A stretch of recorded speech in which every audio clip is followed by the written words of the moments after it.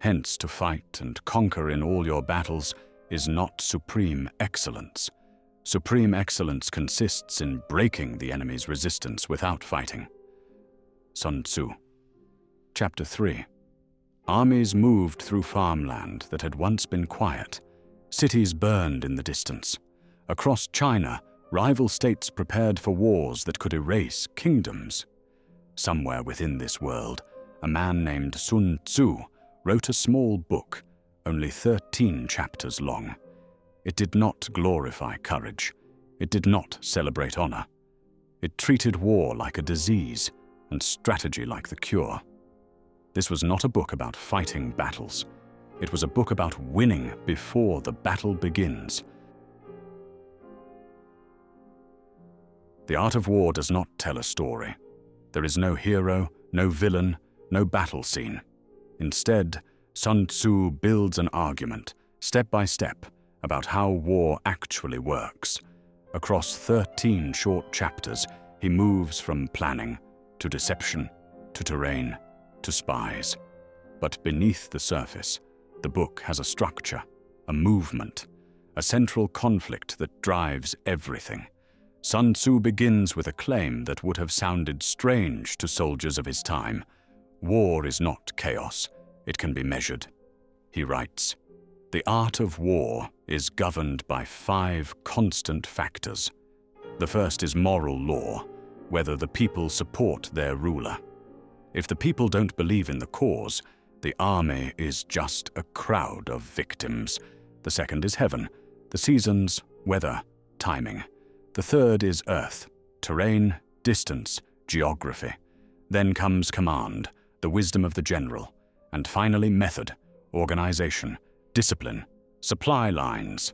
Sun Tzu argues that a commander who measures these 5 factors before the war starts has already won. The man who ignores them has already lost. Victory is decided long before armies meet. This is the foundation, but it is not the argument. Then Sun Tzu introduces the idea that drives everything else. He writes, "All warfare is based on deception. If you are strong, appear weak. If you are near, appear far. If you are ready, appear unprepared. The goal is simple. Confuse the enemy until his decisions become mistakes. But deception is not just about tricks, it is about control. To explain how control works, Sun Tzu turns to nature.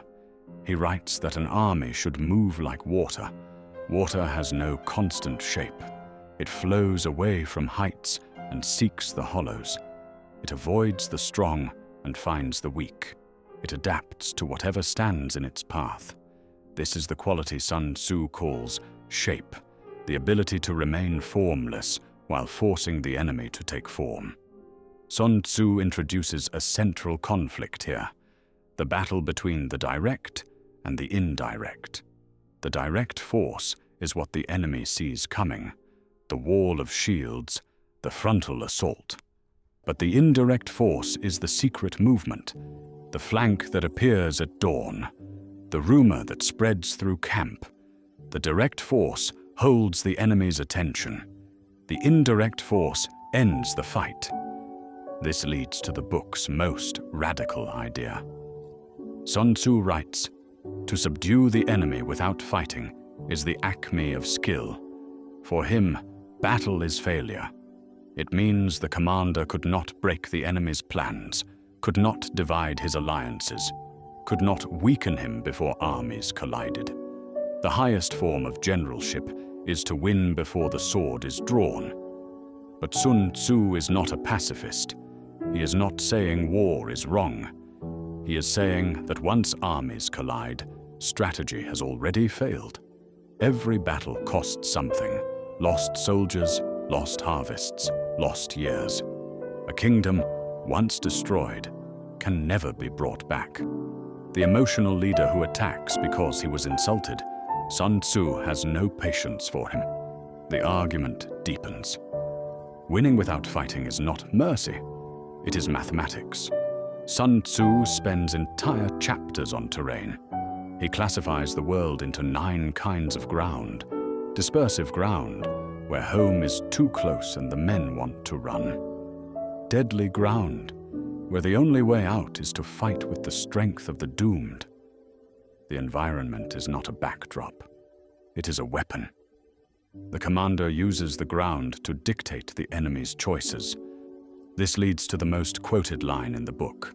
Sun Tzu writes, "If you know the enemy and know yourself, you need not fear the result of 100 battles." It sounds simple, but the weight is in what it demands. You must strip away your own illusions. You must see the enemy's true weaknesses. You must know the ground, the season, the supply lines. If you have done all that, the actual battle is just a formality. The final chapters reveal the most powerful weapon of all. Sun Tzu writes, "Foreknowledge cannot be elicited from spirits. It must be obtained from men who know the enemy situation." He dedicates an entire chapter to spies, local spies, inward spies, converted spies, doomed spies, surviving spies. A ruler who won't pay for information, he says, is a fool who would rather spend the lives of his people. But there is a tension at the heart of Sun Tzu, a strain that never fully resolves. He says all warfare is based on deception. Lie to the enemy. Appear weak when you are strong.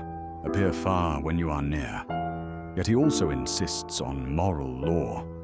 Absolute trust between the commander and his own people. Can a commander be a master of deception to the world and a master of truth to his own army? Sun Tzu's answer is cold. You treat your soldiers like your children, he writes. You feed them the same food. You march when they march. You earn their trust completely. Then you lead them into the dark, and you do not tell them everything. It is a discipline of command built for survival. The book does not apologize for this. It simply acknowledges the weight. Across 13 chapters, Sun Tzu has built an argument. It began with 5 factors. It moved through deception, terrain, and spies. It arrived at the edge of battle. But the book does not end with a victory march. It does not end with a siege or a slaughter. The art of war ends where it began, with the idea that the greatest victory is the one that never happens. Sun Tzu spends the entire book explaining how to fight, only to argue that the clash itself is failure. Hence, to fight and conquer in all your battles is not supreme excellence. Supreme excellence consists in breaking the enemy's resistance without fighting. The sentence means something different now. When you first heard it, it was a riddle. Now it is the conclusion. Victory is not courage. It is calculation. The best general does not win the battle. He makes the battle unnecessary.